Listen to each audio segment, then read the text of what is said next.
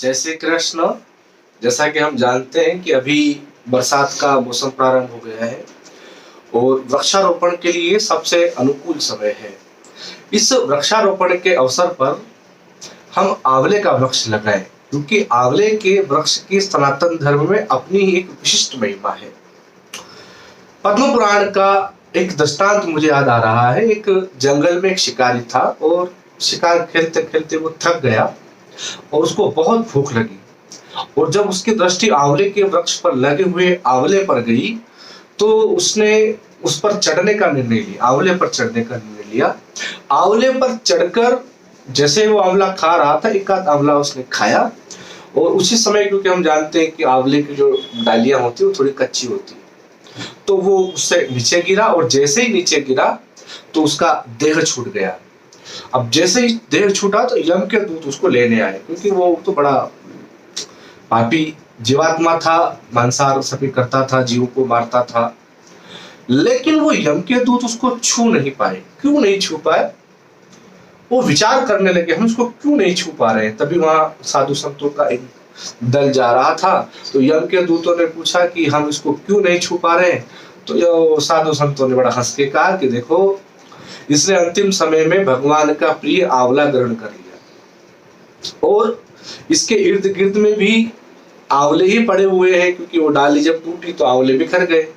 तो यम के दूत आंवले का स्पर्श होने के कारण, इर्द गिर्द में आंवले होने के कारण, उस जीवों की हत्या करने वाले उस जीव को भी देख तक नहीं पा रहे। इतना प्रभाव आंवले का होता है।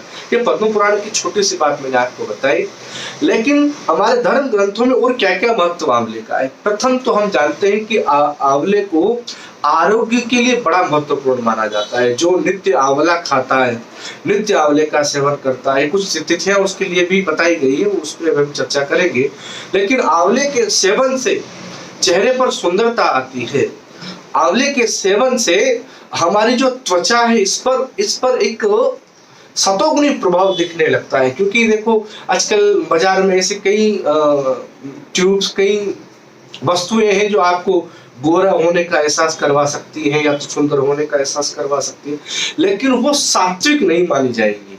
लेकिन आंवला एक ऐसा पदार्थ है जिसके सेवन से सुंदरता तो बढ़ती है, मानव की जो सात्विक प्रवृत्तियां हैं वह भी स्थिर रहती है, वो बनी रहती है।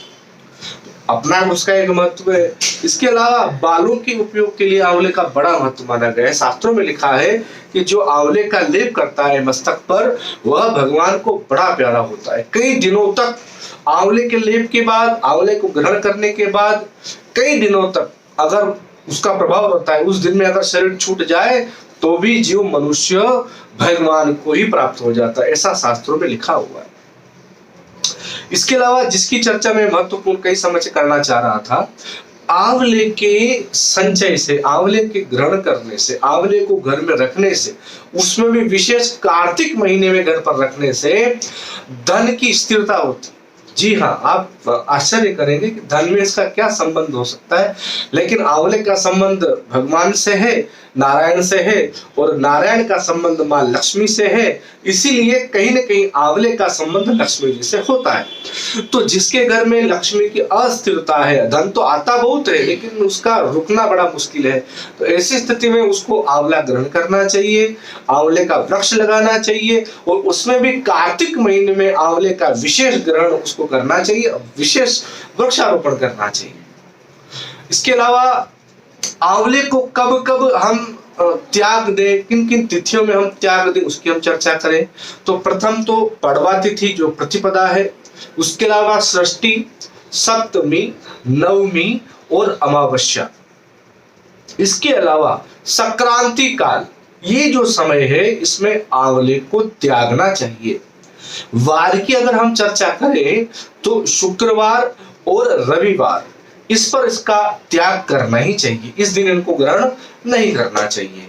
और एकादशी के दिन ग्रहण का बहुत महत्व बताया गया है। एकादशी के दिन तो इसको खाना ही चाहिए। यहां तक लिखा है कि एकादशी के दिन कोई इसको ग्रहण कर लेता है तो उसको दोबारा माँ का दूध पीने की आवश्यकता किसी भी योनि में नहीं पड़ती। इसका मतलब वह यद गत्वा न निवर्तन्ते तद धामम, जो गीता में कहा है, वह वापस उसका जन्म नहीं होता है, वह स्थिति यहाँ उत्पन्न होती है एकादशी के दिन आंवला खाने से। इसके अलावा एकादशी के दिन वैसे तो रोज ही करें, लेकिन अगर न बन पाए तो कम से कम एकादशी के दिन आंवले युक्त जल से स्नान करने से, लिखा है पद्म पुराण में, ये पद्म पुराण में यहाँ इसको आपको दिखा रहा हूं, ये पद्म पुराण में ये बात लिखा हुआ है कि आंवले युक्त जल का स्नान करने से गंगा, पुष्कर आदि जो बड़े बड़े तीर्थ हैं, इनके स्नान का फल तो सहज ही प्राप्त होता है।